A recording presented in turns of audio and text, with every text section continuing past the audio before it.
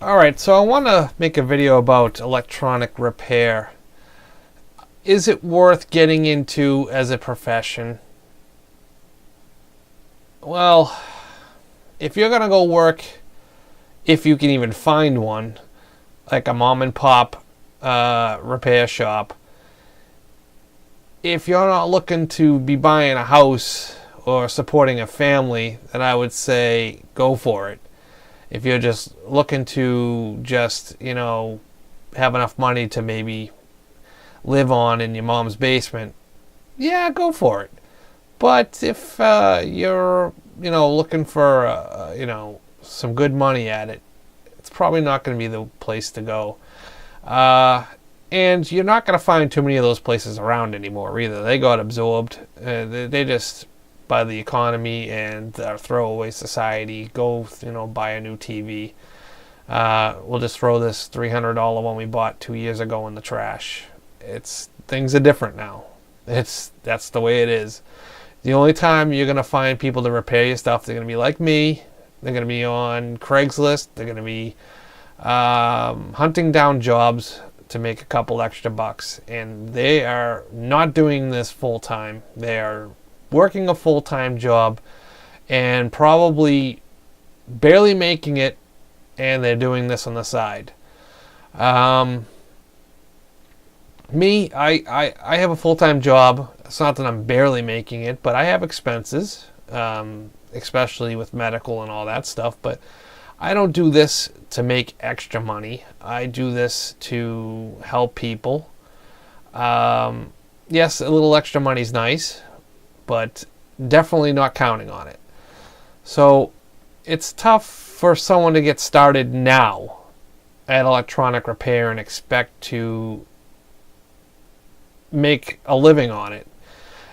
You're probably better off getting into something a little bit more computer science related, or networking, or maybe industrial electronics or industrial repair, or something like that. Unless you're an innovator and you're innovating for a company, then that's a different story. But I mean, if you're just doing repairs on boards, even for if you're doing something for like the military or anything like that, you're probably going to be making some good money doing that. But if you're doing it for for consumer electronics, yeah, you're going to be treated like a dog. Unless you're doing it for yourself, it's not going to be any money in it. And it sucks. It never used to be like that back, 20, 30 years ago. Maybe even, maybe 20 years ago. It just became different. I mean, even when I worked at a TV VCR repair shop, it was like that. It wasn't. I worked there a couple of days on a week on the weekend. Maybe a Saturday and a Sunday, and probably. Oh, back then, I think I was making $10 an hour. So I'd probably come home for a week, on the weekend, probably, $160 or something, and you worked 16 hours, and, you'd been on your feet, you've been sweating solder for 16 hours, and, was it worth it? Yeah, sure. When you're 17 or 16, whatever. If you know how to do it, that's fine. But yeah, it's not a field you're just gonna get into now. And if you are, that's fine. If you have a destination, if you have a goal that's gonna make you money, for your career. But if you're shooting for consumer electronic repair and you think you're gonna go work or a Geek Squad, I don't even think they do component level stuff. They're just board swappers. It's not worth it. I would consider getting into something a little bit more niche. Something that's gonna give you an upper hand over other people. That's the thing now. You don't want to become one of these just cookie cutter employees where you can just be expendable. You want to have something under your belt that makes you less expendable. Obviously, you need something that you're going to be able to provide a company that they can't find very easily elsewhere. that's what's going to get you, your better positions and, and a better career. But electronic repair, unfortunately, at least in my neck of the woods, you're not going to walk into a place and making six figures, sweating solder. It's just not going to happen. It's not going to happen. Like I said, unless you're doing something for the military or something really innovative, and you're not. It's not going to make you a millionaire overnight. You're just going to be one of those bench monkeys, and it's not going to be good for your mental health, probably. What I would suggest is, if you're doing this as a hobby, that's great too, because now you can. What I would do is, if you're going to take like electrical engineering or something like that, that's probably good, because then you can get into industrial electronics or industrial electrical stuff, and then come home and then just burn the midnight oil and burning solder on your own projects or for other people, making a few repairs here and there, and that's kind of what I do. I'm not, like I said, I'm not making a ton of money or anything. It's a hobby. You've seen my bench. I just didn't just pull all this shit out of the trash. I pieced it together over the years, and every time I needed something to build something different, I just acquired a new piece of equipment, and it's all used. Most of it's used. I think the only thing that's new here is my oscilloscope. Everything else is secondhand off of eBay. Just waited around for the deal, and I got it. I got this frequency counter, I think, for $100. It was a temperature-controlled oscillator HP. I've been waiting for something like that to come on eBay for something that cheap. You can't usually touch a TCXO particle counter. Not particle counter. Counter. Frequency counter. That's what I'm thinking.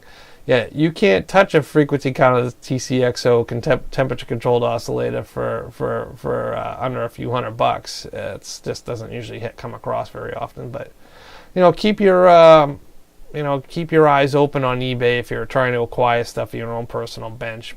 But electronic repair stuff, I've been, I went to, like I said, I did this in high school. There was actually an electronics course in high school that I took.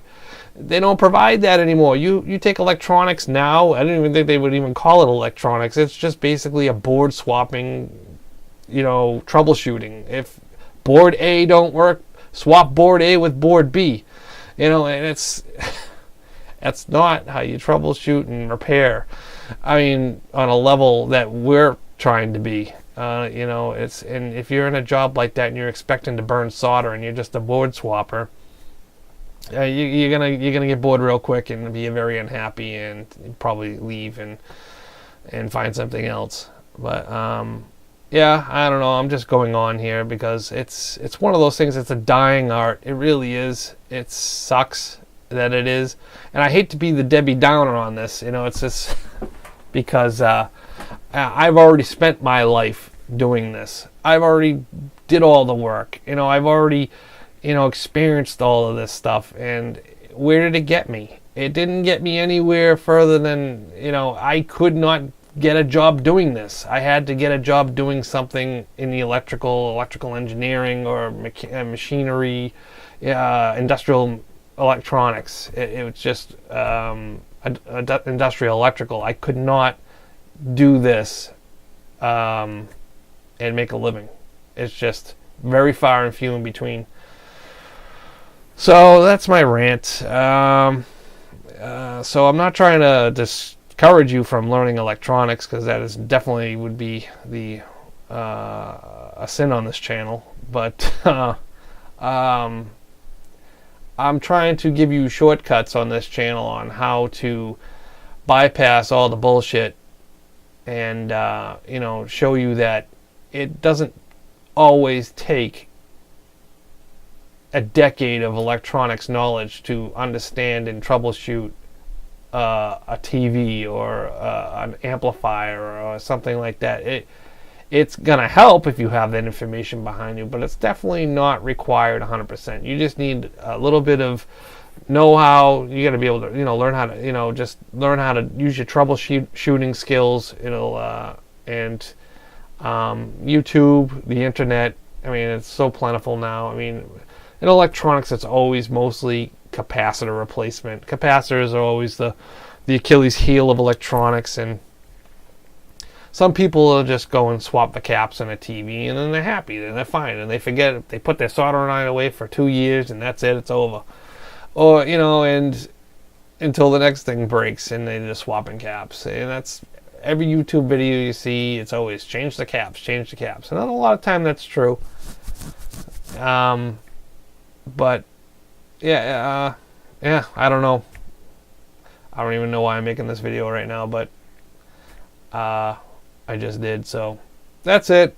That's all I'm doing for tonight. Have a good night. See you in the next one.